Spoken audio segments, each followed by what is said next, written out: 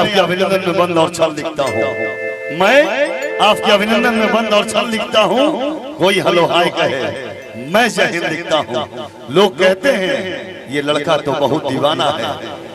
लोग कहते हैं ये लड़का तो बहुत दीवाना है, क्योंकि पवन सिंह ऐसा नाम है जो हर बच्चे के तकदीर में विवेकानंद लिखते हैं। आइए Pawan Singh ji. Hello hello hello hello hello. Stage पर भीड़ नहीं और ज्यादा है, कम पर थोड़ा थोड़ा कम हो जाइए आप सब भैया। हेलो हेलो हेलो हेलो भाई और 10-20 आदमी चाहते रहे स्टेज पे। जी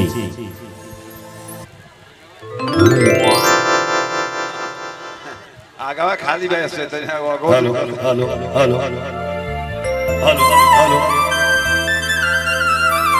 hello hello hello hello hello hello hello थोड़ा और बढ़ाइए। हेलो हेलो हेलो भैया।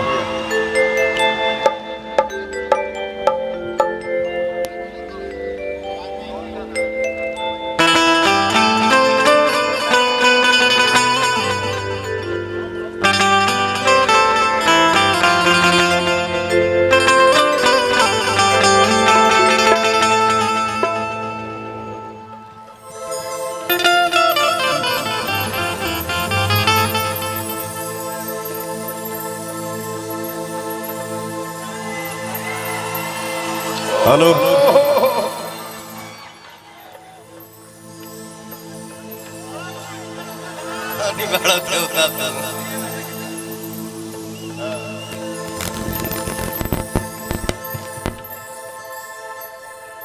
तनी मंचवा पे भैया बैठ जाए। मंच पर भीड़ बहुत कम पता चाहत रहे और थोड़ा डिले था। Hello hello hello hello city मत बजाओ। ये मंच पे बैठ जाए बैठ जाए। हेलो हेलो चल बाबू सब कोई बैठ जाए मंच पर।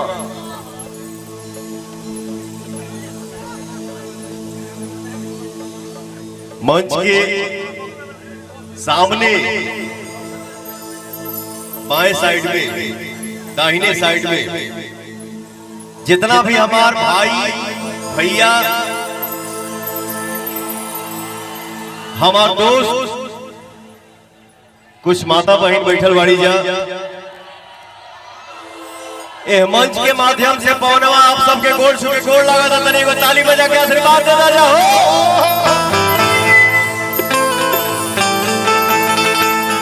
बसवा जब बानर हो के पूरा समझ रे भाई।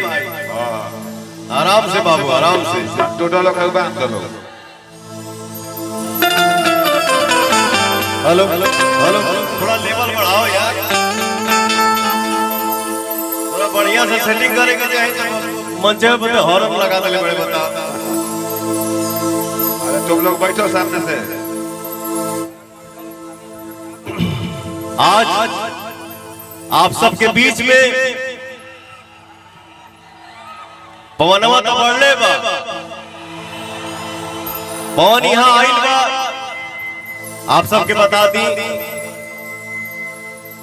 प्रोफेशनल तरीके से हम यहाँ शो करे नहीं की आई।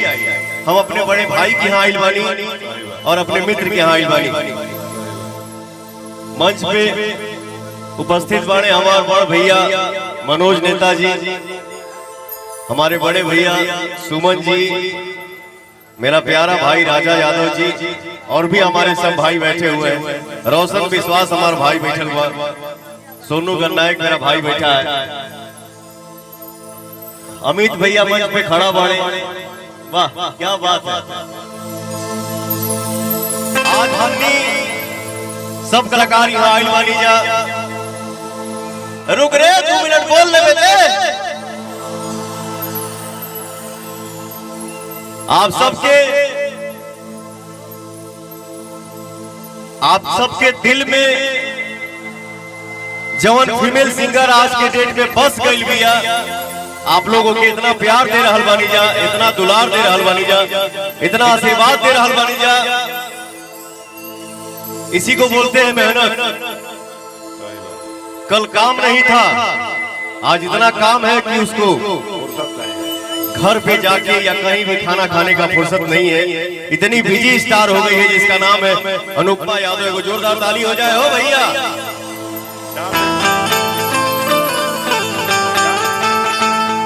4 दिन भोजन विदा हो जाए। मेरा छोटा भाई शिव कुमार बिक्कू आप सबके बीच में आइल बा। बहुत बढ़िया गावेले, बहुत आप लोग आशीर्वाद दीजिए कि लड़का बहुत बड़ा गायक बने, नायक बने, सुपरस्टार बने। मंच के पीछे देखा हमरा ई ना बुझाला कि आरा जिला है छपरा जिला। पवन सिंह पवनवा सिर्फ इतना ही जानता है कि दुनिया के किसी भी कोना में खड़ा होला। अब भोजपुरी में कान में सुनाई दे देला कि का हो भैया का हाल बा, लगेला कि हमार वही घर है और वही घर के हम लइका हैं। आज इतना कलाकार यहाँ बड़े नीचे हम बैठल रही है तो हमारे छोट भाई आज के डेट में अपने गांव के, अपने जवार के, अपने जिला के नाम रोशन कर रहा बड़े सर। खूब अच्छा गावत वालो, खूब बिजी वालो, बहुत बड़े स्टार बना दीजिए आप लोग जेकर नाम है रोशन राज और प्रदुमन परदेसी। खूब आगे बढ़िए बाबू आप लोग। जय माता दी। सबके लिए दुआ है, सबको आगे बढ़े।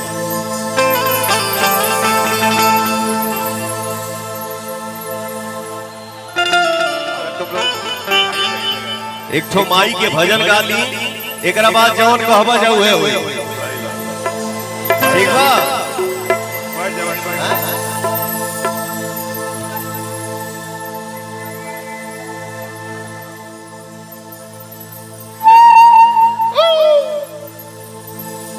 का कहा सर अचार दे लाइन कम चाहे वो लोग का नहीं खेला के आवाज सुना था। हम तो नहीं के देखा था नहीं, बहुत बढ़िया लगा था। क्या एनर्जी है, क्या जोश है। Love you.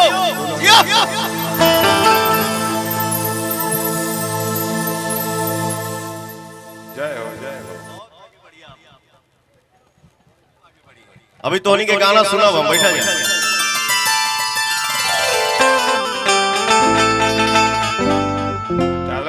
और आप सब जे भी हमारे मीडिया से भाई आप लोग यहाँ आइल बढ़ा जा, जितने हमारे यूट्यूबर भाई हैं सबको दिल से प्रणाम। आप लोग इतना मेहनत करते हैं भैया, कितना प्रयास करते हैं।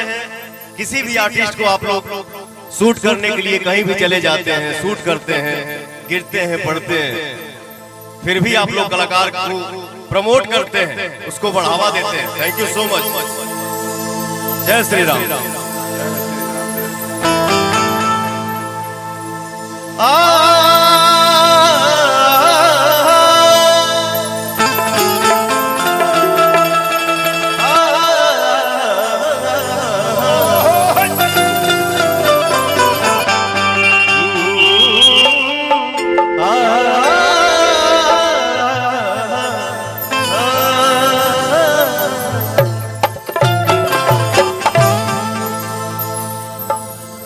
सरदा भवानी राखा सभा बीच पानी, सरदा भवानी राखा सभा बीच पानी। ये कितना सौभाग्य की बात है, कितनी खुशी की बात है कि वो लड़का मंच पे ने आवा था जहाँ माई बहन खड़ा बाड़ी जा। आप लोग इतना आशीर्वाद दे रहा बाड़ी जा, गोड़ लगता नहीं। दोनों हाथ जोड़ पड़ी ही पैया हो भैया,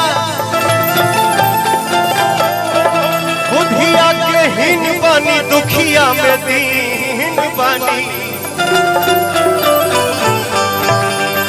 ना पूरा पढ़नी पढ़ैया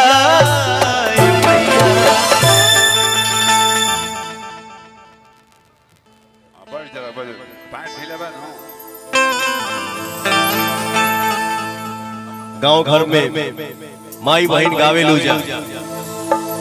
हरि गंगा जी नहाई बोए मैया,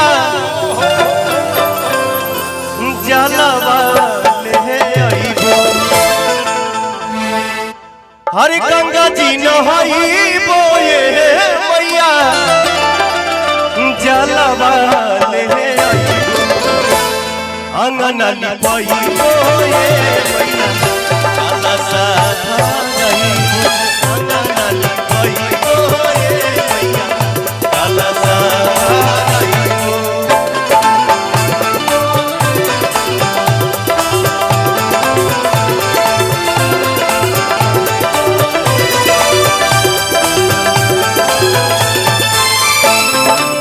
गंगा जी नहाई बोए मैया जलवा ले आइबो गंगा जी नहाई बोए मैया जलवा ले आइबो अंगन लिपाई बोए मैया कलशा धरई अंगन लिपाई बोए मैया कलशा धरई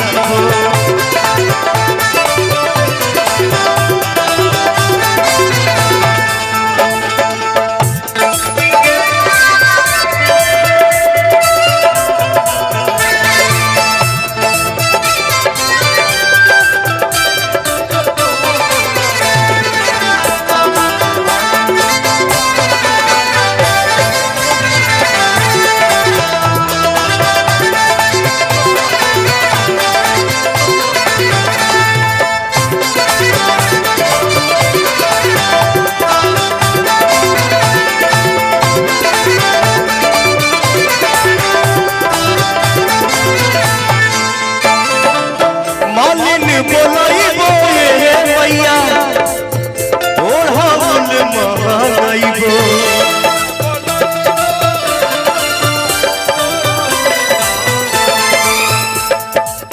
मालिन बोलाई बोए मैया ओढ़ाउल महंगाइबो ओही ओढ़ाउलवा मैया ओह केलू भइबो ओही ओढ़ाउलवा मैया ओह केलू भइबो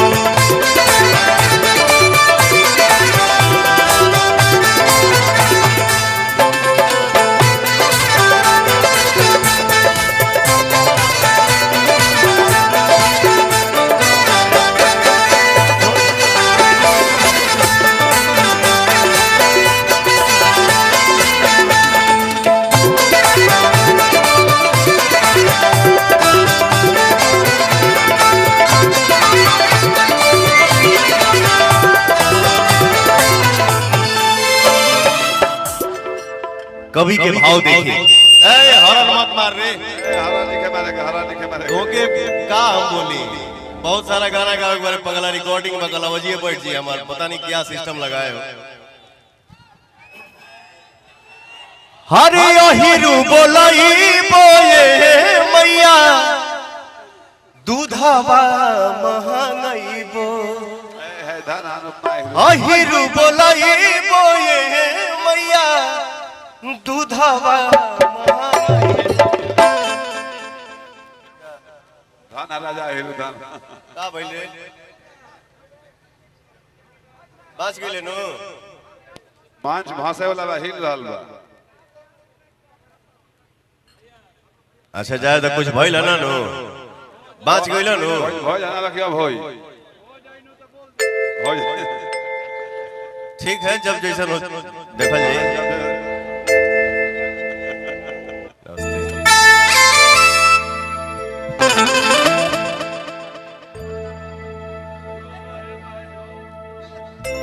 चल चल रे पगला कुछ ना हुई काम करो अपना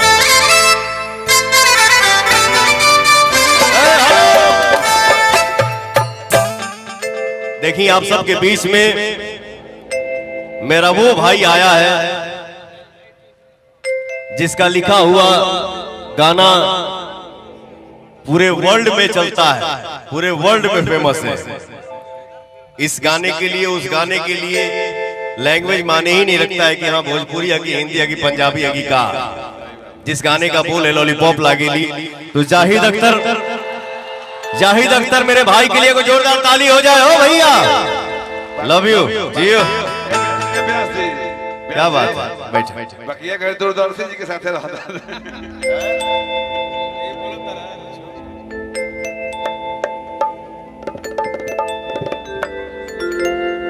भैया दूरदर्शन जी के संपर्क में आ गए। तब जी सुन- लॉलीपॉप लिखला पता नहीं कितना हिट गाना दिया है अभी आप लोग वो गाना के बहुत प्यार दे रहल बानी जौनी भाई हमार लिखले बा हारा कभी हारा नहीं जियो अरे अहिरू बोलई बोए मैया दूधावा महंगई बो खीरा बाबा नई बोए